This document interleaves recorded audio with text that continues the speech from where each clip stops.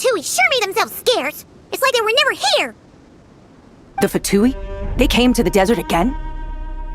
Yep. No idea what they're planning this time. They were being very coy about it. How have you been, Jet? Well, since we last met, I have started my own band of mercs. We've actually made quite a name for ourselves. Oh yeah, on a slightly different note, I have some good news. I finally took care of Masairo. Not much to write home about. It was just another day. Found his hideout, dragged him out of his cozy little bed. He tried to talk me into seeing his point of view, as usual. But I'm way past that by now. There was nothing he could say to save his life. What about you guys? Bet you've forgotten all about me and Ben, huh? Of course not! We're super duper best friends! Wow. Sounds like I should make time to visit some other nations too. Anyway, what brings you to Gurabat? Oh, right. I almost forgot. We're here to look for Lilupar. That bottle? Seriously? Yeah! We need her power to calm the Jinn and stop the sandstorms. Here's hoping we actually manage to find her, after all the trouble we've been through. Surely, with everything's been going on in Gurabat, she must have woken up, right? Only one way to find out.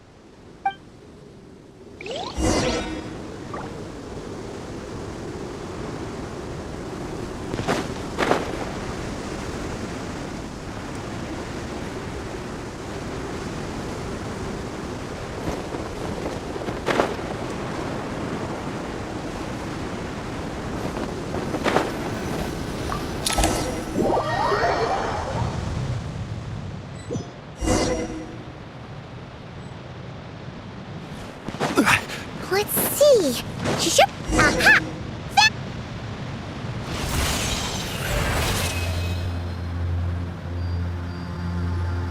Lilupar! What a long dream that was. It's been a while, my master. Oh, and you're here too, little wildcat. The four of us back together again.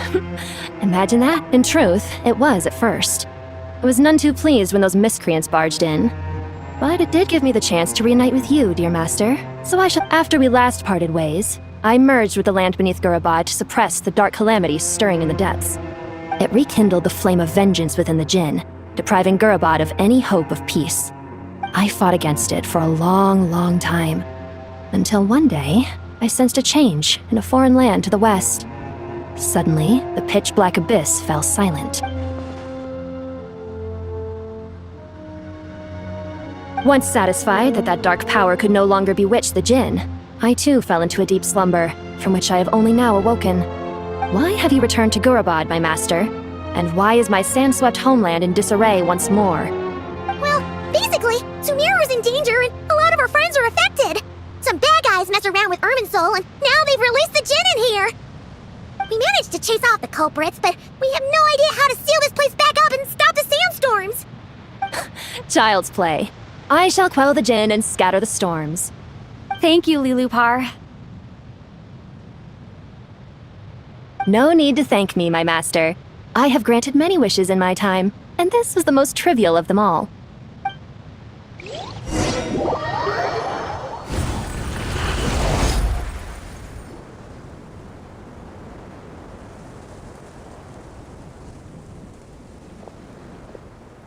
The sandstorm's gone. The sun shines bright again. When I said that we'd meet again under a lovelier sun, this was exactly how I imagined it. Yay! Although, honestly, Paimon would love to hang out with you more, even if the weather's... Well, there shouldn't be any more Jinn breaking out, right? Are we okay to head back? Sounds good. You can introduce us to your other friends. Another adventure begins. Lovely.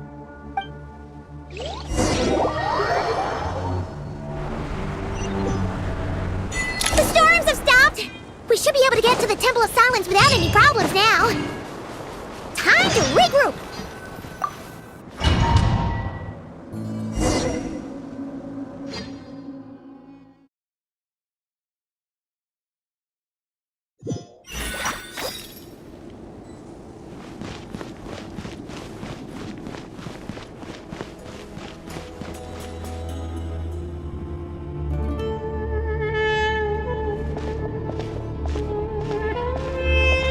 So, this is the Temple of Silence. I've heard the Nagarjanites mention it in passing, but I never imagined it would be this big. It's colossal. I thought the temple moved to the rainforest ages ago. When did they scamper back into the desert? I don't know. This plan sounds a little too risky for my liking. Even in King Deshret's day, this was experimental technology. We have no idea what could happen if we activate it. Well, unless you know of another viable alternative for the Akasha terminal, I'm afraid this is our only option. The plan is sound, and the risks are manageable. However, if we are to proceed, we must act quickly. The scale of this project is enormous. Even with Kave, Faruzan, and every other scholar of mechanics working on it full-time, the proposed modifications won't happen overnight.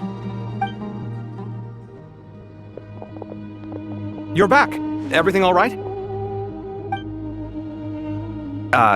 And who are they? Friends of yours? Pretty much everyone in the Temple of Silence is. This guy's Kave, and the one next to him is Alhaitham. Hello, I'm Jet, and this is Lilupar. Oh, a famous name from the history books. Pleased to meet you. A friend of a friend is a friend of mine, as they say. Who's they? Huh? Do people not say that? Not in the desert. Friends you can trust, but friends of friends? Gotta keep an eye on them. Still, I do trust the Traveler's judgment. I'm sure you're good people. The sandstorms have calmed down. I take it the Gurubot problem is resolved? What did you find? And after getting all smarmy with us, he trapped us there. Luckily, Jet used the mechanism outside to free us, and then we got Lilupar to put a stop to the chaos. Wow. Thanks for being there to help them. So, this mystery man openly admitted that he was merely a Harbinger subordinate. Yeah? Is there something weird about that? I assume you aren't naive enough to expect answers from an enemy. Well deduced. Our commander, Dottore, died in Nordcry.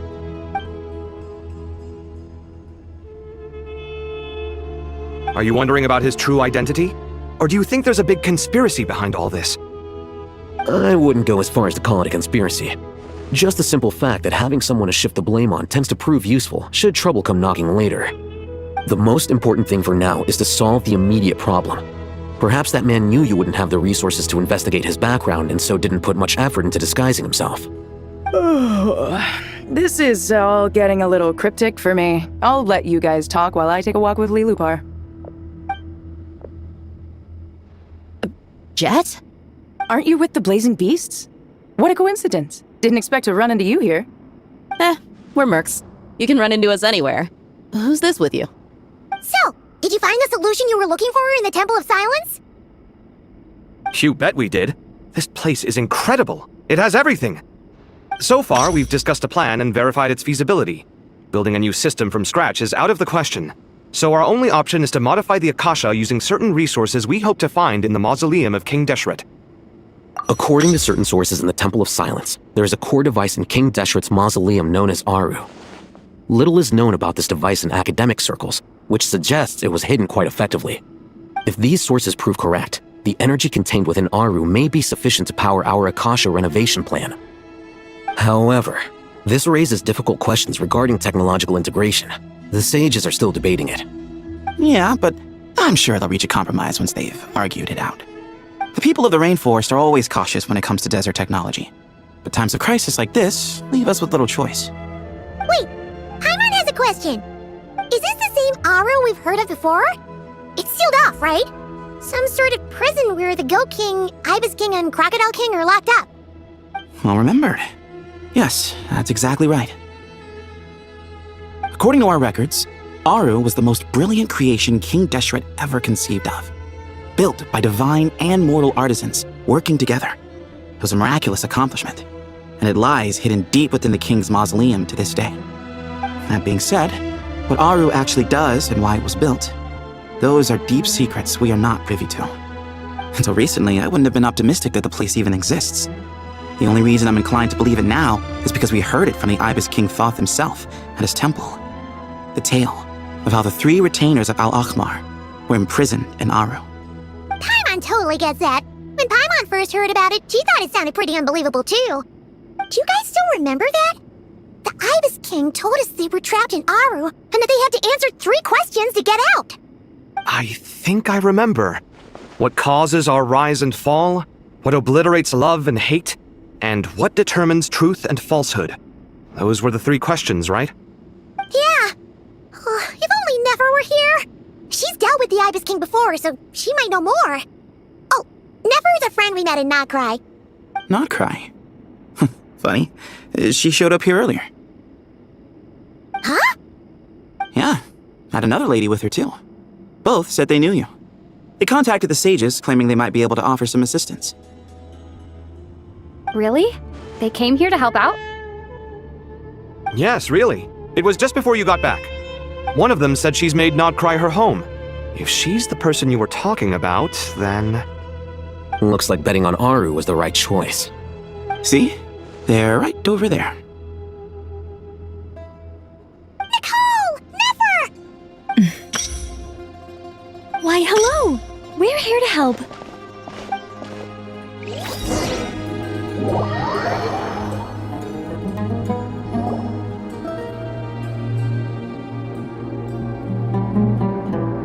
It's a good thing we left early. We almost got locked out. Locked out? What do you mean? Oh, you haven't heard? An invisible barrier has appeared around Sumeru's borders, cutting off all travel in and out. No one can leave and no one can enter. Sumeru has become a lonely island. Are the Fatui behind us too? Actually, no. This has nothing to do with them. I suspect it's a defense mechanism within Irminsul itself. Irminsul is the source of Teyvat's ley lines, after all, and Sumeru is the nation closest to it. I imagine this function was put in place to seal the entire region off in the event of serious damage, preventing the disaster from spreading to the rest of Teyvat. It may have been implemented long ago. But doesn't that mean that the people here won't be able to escape to other nations if the anomaly keeps spreading? Currently, that does appear to be the case, which is precisely why I am here. This is a critical moment for the world, and Sumeru is the eye of the storm. I'm surprised you managed to convince her to come back to Sumeru. Indeed. Even for someone of my wisdom and eloquence, this tested my skills to the limit. And why should it concern me that Sumeru's in trouble? Surely you don't think I still have feelings for that place? Judging by your tone, Sounds like you don't know much about my past. And here I thought you knew everything. All I know is that the Ibis King is the source of your power. He was quite a prominent moon envoy once upon a time, so I do know a thing or two about him. As for your past, I have ways to learn the full story if I wish to, but everyone has secrets they'd rather keep to themselves, wouldn't you say? I'm glad you see it that way, Miss Nicole. I've chosen to call Nodcry home, which is why I did my part in its hour of need. That doesn't mean world savings become a habit with me. I have no particular desire to play hero in Sumeru, thank you. I understand. Human emotions do not appear and disappear without cause. There is always a reason to be found behind both salvation and destruction. Still, if time has taught me anything, it's that human emotions are often complex and in conflict. That's why people change their minds about things all the time. But that's where we angels come in. Our duty, ultimately, is to guide people towards their deepest, truest desires and help bring them to fruition. So I wish to hear about your past, because I do not believe you are motivated by hatred alone. And if we still arrive at different conclusions in the end, that's okay. I refuse. Wait, what? But I set the atmosphere and everything. Isn't this supposed to be the moment when we finally open up to one another? Is it? Maybe I'm not so good at reading the atmosphere. You're right, Nicole. There's more to me than just hatred. Had it consumed me, I'd be left stuck in the past forever, never living in the present. But I don't think that your guidance can change my mind. The all-consuming sands, the bloodshed, both deserved and undeserved. Those old emotions cling to me like a shadow. Do you wish to shake them off? No. I hope to remember them forever. Those emotions and memories shaped me into the person I am today. They'll always be a part of me. In that case, Would you like to hear my perspective, at least? Sure. It's not every day you get to hear an angel's opinion. A long, long time ago, when the angels still walked freely upon the earth, I found life tedious. Monotonous work, lukewarm relationships. Things weren't nearly as interesting as they are now. And yet, since the angel's demise, I have found myself missing those days on more than one occasion. Human emotions are often attached to a person, a place, or an object. When those things are gone, the memories quickly fade, and the emotions slip away along with them. If Sumeru were destroyed, both rainforest and desert would be no more. With the object of your hatred wiped from existence, it would both love and hate are intense emotions, but they are nothing compared to the void left behind when they disappear. Most sophisticated, Miss Nicole. But anyone focused on the future could only ever applaud the destruction of the things they hate. Still, I'm a special case. Someone once told me that human memory is more selective than a Mora-hungry merchant choosing between customers. We all need a reality check once in a while, so we don't forget the truth. As much as I dislike Sumeru, this is no way for it to perish. All right, you win. I'll help you out a little, but I won't work for free. How much will you need? You're not gonna milk this for all it's worth, are you? What do you think? I'll be upfront with you. I don't have much more on me. If that's what you need, I could borrow some from Alice. Or perhaps I could pay in sculptures.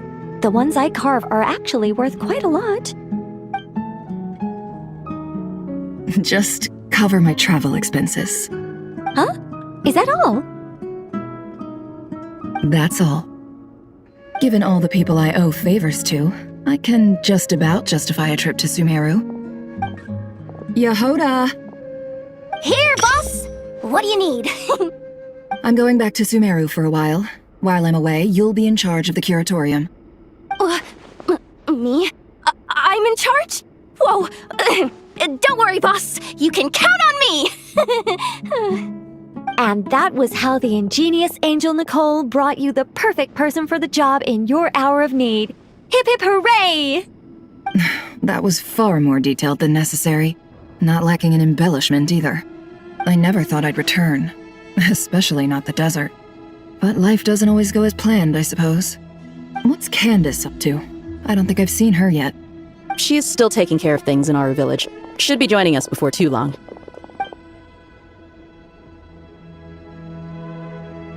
Oh, and sorry, hope we're not interrupting anything. We have some good news, though. We're planning to go to the mausoleum of King Deshret to look for the legendary Aru, then use it to try and restore the Akasha system. According to records in the Temple of Silence, the mausoleum houses something called Aru's Chute, which can be used to establish connection with Aru. We still have some time before we leave, so there's no rush. By the way, who are these two new faces? Just call me Nefer. I'm based in Nobkrai. Did I hear you mention Aru? Correct. Well, I happen to have a connection with one of the 3 retainers imprisoned inside, the Ibis King. I'm here to get things done, so if you don't mind, I think I should come with you. That sounds perfect. Miss Nefer, are you from the desert by any chance? Why do you ask? I don't know. There's a familiar air about you. Plus, you mentioned Candace. Sorry, I don't mean to pry. It was just a random thought. I'm Dia, an Eremite mercenary. My work usually keeps me out in the desert. I'm on good terms with Dory, and she's mentioned you all before. It's nice to finally put faces to the names. However, my associate here is probably less well acquainted with you. Why don't you all introduce yourselves? Actually, I'm a little better acquainted than you might think.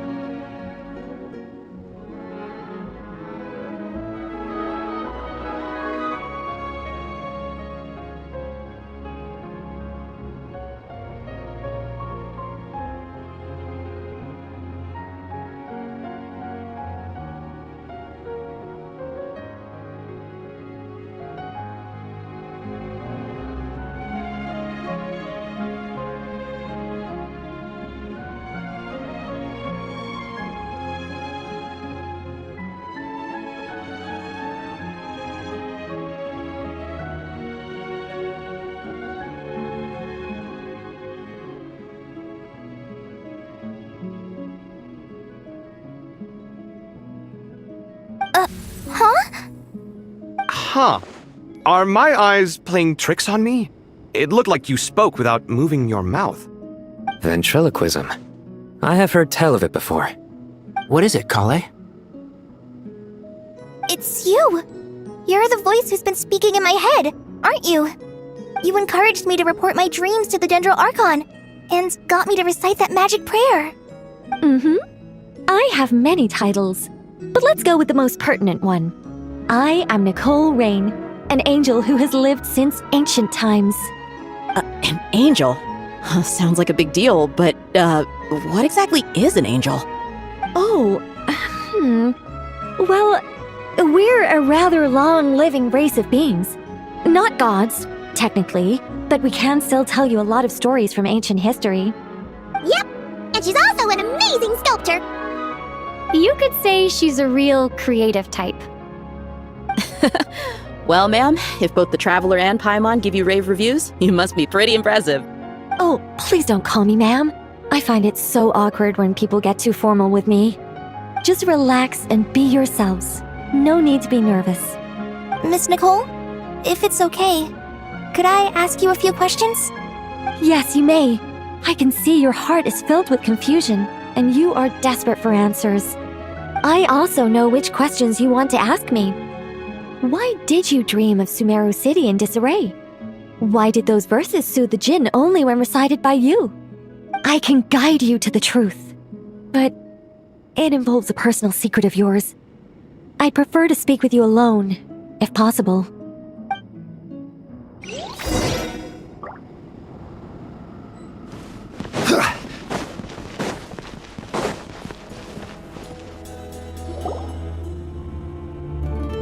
I thought we were going to speak alone. This is a lot more people than I was expecting. What's wrong with it? Even the doctors at Dar al-Shifa allow patients to be accompanied by family members.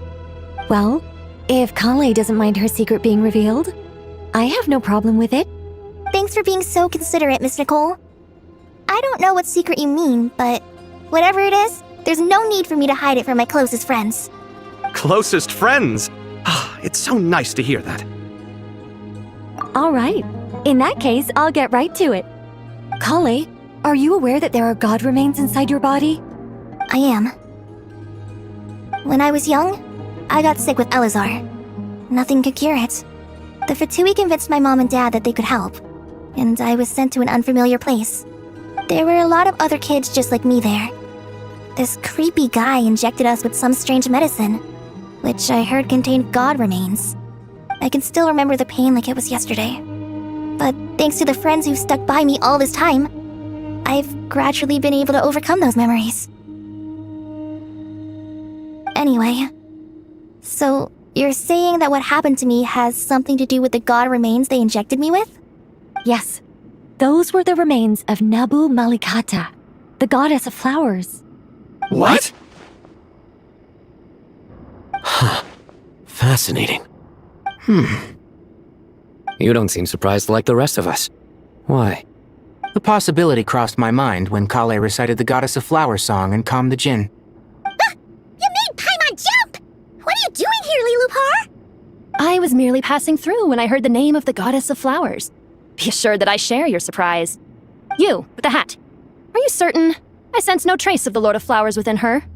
Well, it is a very small fragment.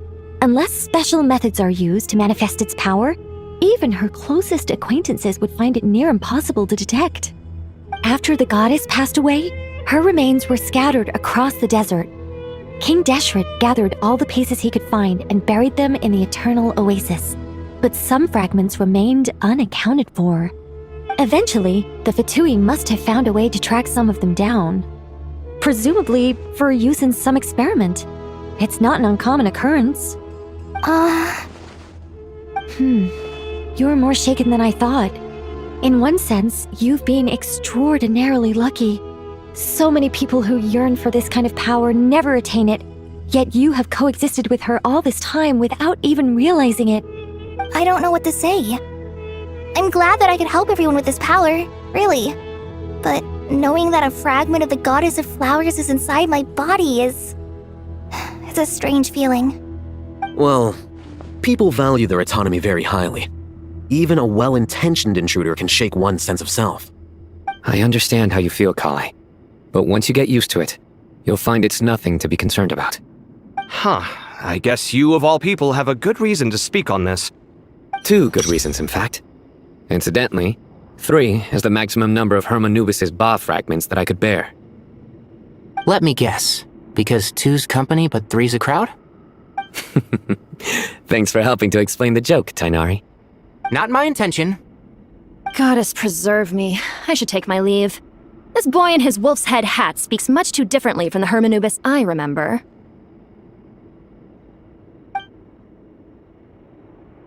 Kale, all I'm trying to say is, no matter how many Hermanubis fragments there are within me, you wouldn't think of me as Hermanubis. In the same way, you are simply you. Yeah, I know what you mean. So about that dream I had, was it a warning from the goddess of flowers? Yes. Just like me, she was an angel created by the primordial humans, born with the instinct to guide living beings. Though her body and soul have perished, her essence retains its natural instincts. Even her smallest remaining fragments would do their utmost to send you that warning. The mother of dreams? Lord of flowers and oases? She must have had a premonition. That is why she gave that dream to you. We won't let our efforts go to waste. But I still don't understand.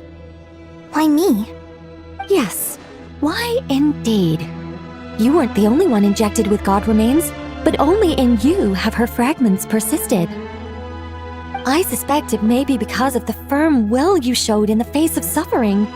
She was likely assimilated by that will. Of course, this doesn't mean you have to shoulder any extra responsibility. As this young man said, you are who you are, and that will not change. All right, any further questions from the family members of the patient? If not, we should head to the mausoleum of King Deshret. Let's move out. Time to put our plan into action. We all hope it'll work. But will we really be able to open Aru? And even if all 7 pillars of King Deshret agree to let us proceed, the scale of the work to follow is daunting to say the least. Haven't you handled other big projects before? I mean, the biggest project I've worked on to date is probably the Palace of Alcazar's-Array, I guess? But this is orders of magnitude beyond that. It's a total nightmare. Look on the bright side. At least this time you're actually here when Sumeru needs you most. You won't have to come asking me for details after the fact. Mock me all you want. But now that I'm here, things will be resolved far more quickly and smoothly than last time. Kave's self-doubt disappeared in an instant. Well, this confidence is most gladdening. Now, go and pack your things. We'll head to the mausoleum as soon as you're ready.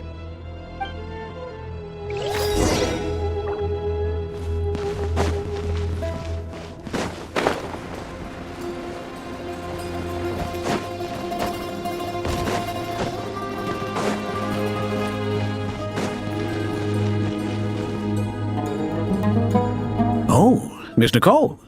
I heard you're a very talented sculptor. Is that true? Oh, I don't know. I wouldn't want to blow my own trumpet. Honestly, even though Ksharowa is best known for its focus on mechanics, plenty of Ksharowa scholars are quite serious about sculpting as a hobby. So if they rate your work, that's enough for us. We just have to take a look. Who's we? Myself and a few other scholars. Kashif, Ganeshvar, come take a look. Oh, well, if you insist, I suppose there's no harm in showing you.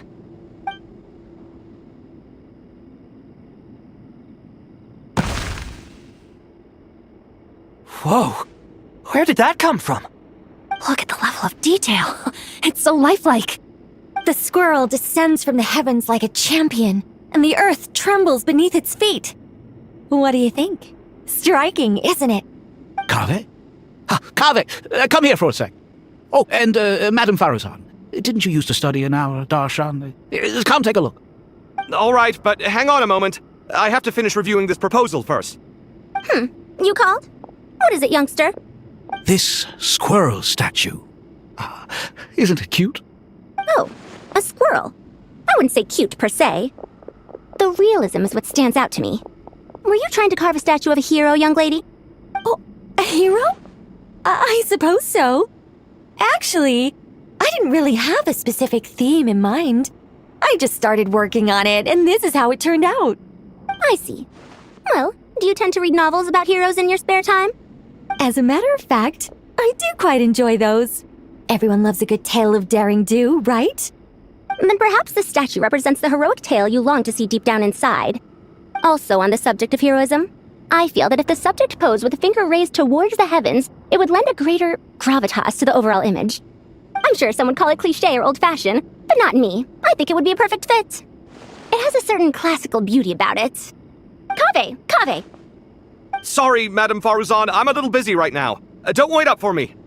What a pity. That young man has excellent aesthetic tastes. I was hoping to ask him for his opinion.